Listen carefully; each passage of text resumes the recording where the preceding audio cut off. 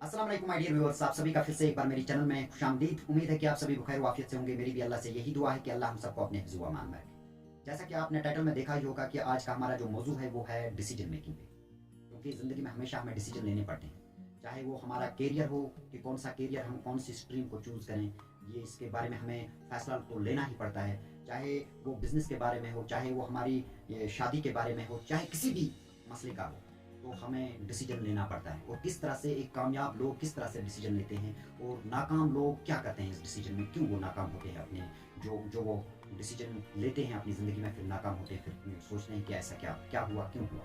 तो मैं इसी के बारे में आज आपको बताऊंगा पूरी तरह से कि इंसान को, एक कामयाब इंसान किस तरह से डिसीजन लेता है, एक नाकाम इंसान किस वजह से फेल हो जाता है। तो मैं उम्मीद करूंगा कि आप ये वीडियो एंड तक देखोगे, इस वीडियो को लाइक करोगे, शेयर करोगे और इस चैनल को सब्सक्राइब करना नहीं भूलोगे। तो फिर चलो अपना जो मौजू है वो स्टार्ट कर लेते हैं। मैं आप इस मौजू को स्टार्ट करने से पहले आपको एक छोटी सी मिसाल देना चाहूँगा कि 3 लड़के एक एग्ज़ाम हॉल में जाते हैं।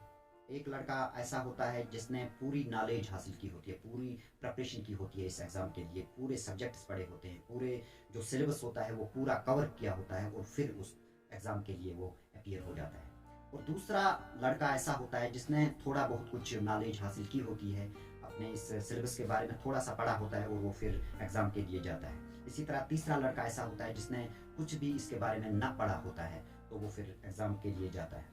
तो जब एग्ज़ाम शुरू होता है, तो जब क्वेश्चन पेपर सामने आता है, तो एक क्वेश्चन पूछा जाता है, उसके 4 अल्टरनेटिव आपके सामने होते हैं, 4 ऑप्शंस आपके सामने रखे जाते हैं। एक सवाल के 4 ऑप्शन आपके सामने रखे जाते हैं और आप समझ सकते हैं कि एक जिसने पूरी तरह से प्रिपरेशन की होती है, जिसने पूरी तरह से इस सिलेबस को पढ़ा होता है, वो बिल्कुल विदाउट एनी हेजिटेशन एक ऑप्शन, एक अप्रोप्रिएट ऑप्शन को चुनकर सही जवाब दे देता है। और दूसरा जो होता है जिसने थोड़ा बहुत कुछ पढ़ा होता है, तो वो कंफ्यूज होता है एक दो ऑप्शंस में कि कहीं पे ए ऑप्शन तो नहीं है, कहीं पे बी ऑप्शन तो नहीं, वो इसी कश्मकश में रहता है। तो कभी ऐसा होता है कि वो सही ऑप्शन चुन लेता है और कभी कभार ऐसा होता है कि वो गलत ऑप्शन भी चुन लेता है, क्योंकि उसकी नॉलेज उतनी, वो इतना कॉन्फिडेंस के साथ उस क्वेश्चन का आंसर नहीं दे पाता है। तीसरा जो शख्स होता है, तीसरा जो लड़का होता है, वो उसको कोई भी नॉलेज नहीं होती है, तो वो इन 4 ऑप्शनों को देखकर सोच लेता है कि कौन सा सही होगा, कौन सा गलत होगा। अगर मैं ए पार्ट को ये चूज़ कर लूँ तो क्या ये सही होगा, तो वो इसी कश्मकश में फिर कोई एक ऑप्शन ले लेता है।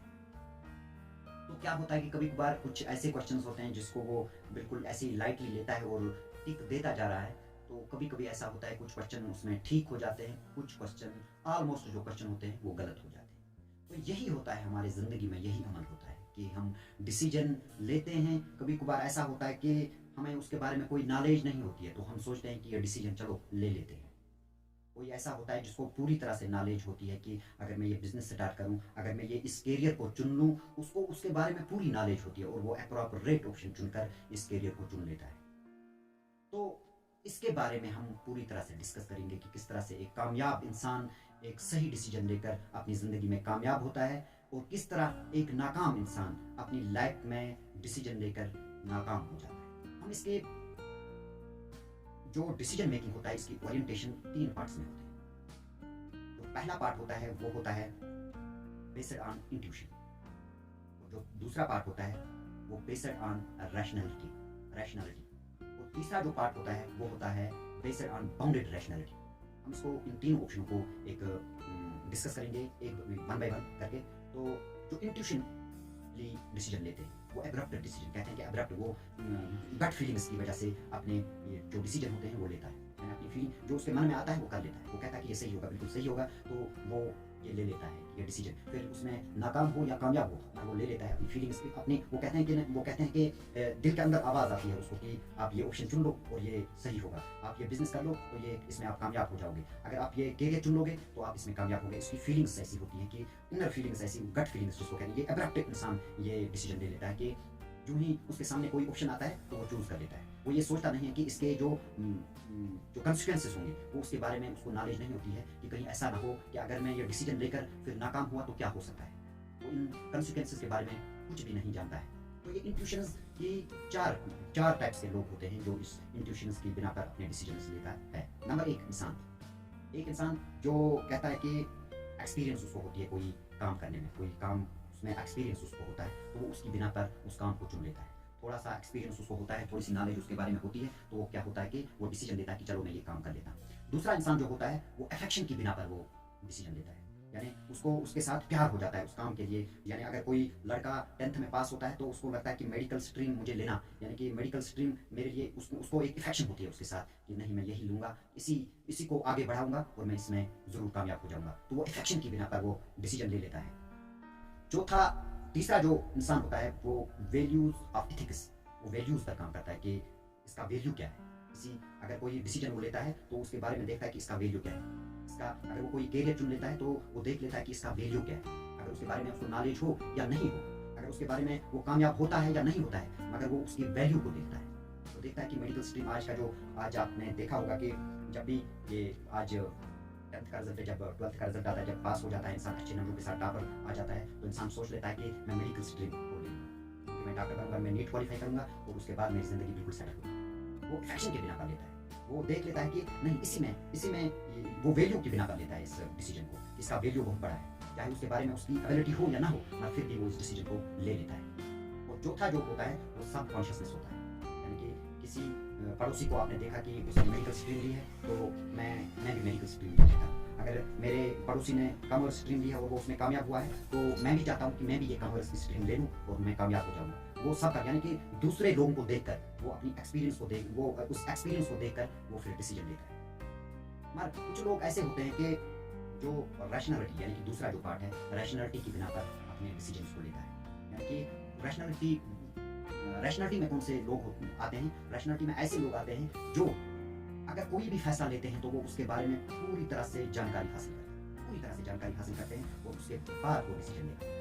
यानी कि उस प्रॉब्लम के बारे में, उस कैरियर के बारे में या उस बिजनेस के बारे में वो पूरी तरह से नॉलेज हासिल करते हैं, उसके बाद वो डिसीजन लेते हैं कि मुझे ये करना चाहिए या नहीं। बाउंडेड रैशनैलिटी क्या होता है कि बाउंडेड रैशनैलिटी में क्या होता है कि एक इंसान एक तो रैशनैलिटी की बिना पर वो पूरी तरह से उसके बारे में नॉलेज हासिल करता है और उसके बाद वो एक बहुत सारे अल्टरनेटिव्स क्रिएट कर लेता है, बहुत सारे ऑप्शंस क्रिएट कर लेता है। वो कहता है कि इस काम के 3 ऑप्शंस हैं मेरे पास, अगर मैं ए को लूँ तो ये ऐसा हो सकता है, अगर मैं दूसरा बी पार्ट लूँ तो उसके जो कंसिक्वेंसेस होंगे वो इस तरह से होंगे, और तीसरा मैं सी लूँ तो इसके कंसिक्वेंसेस ऐसे होंगे। तो वो इन तीनों अल्टरनेटिव्स को पूरी तरह से देख लेता है, वो पूरी तरह से उनके बारे में नॉलेज हासिल करता है और उसके बाद वो डिसीजन ले पाता है।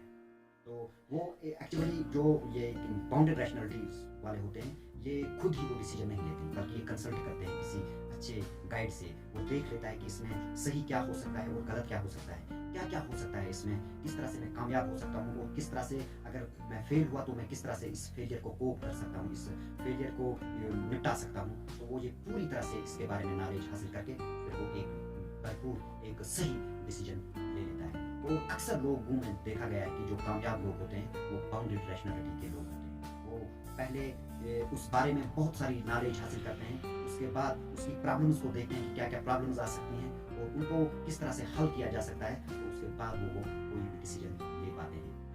तो यहाँ पे एक ज़रूरी बात आ जाती है कि एक इंसान को किस तरह से एक सही डिसीजन लेने की ज़रूरत है, किस तरह से वो एक सही डिसीजन ले सकता है। तो इस जो मैंने ये पूरी तरह से आपको ये कहानी कही, ये पूरी तरह से ये डिस्क्राइब किया आपके सामने कि एक इंसान किस तरह से एक सही फैसला ले सकता है, यानी कि फैसला जब भी लेना हो तो उस फैसले के बारे में इंसान को पूरी तरह से नॉलेज होनी चाहिए कि उसके फ्यूचर के बारे में नॉलेज होनी चाहिए, उसमें जो प्रॉब्लम्स आ सकती हैं आपको उसके बारे में आपको नॉलेज होनी चाहिए। उसके बाद आपको एक सही डिसीजन लेना चाहिए। मुझे उम्मीद है कि आपको ये वीडियो पसंद आया होगा। वीडियो को लाइक करें, शेयर करें और इस चैनल को सब्सक्राइब करना।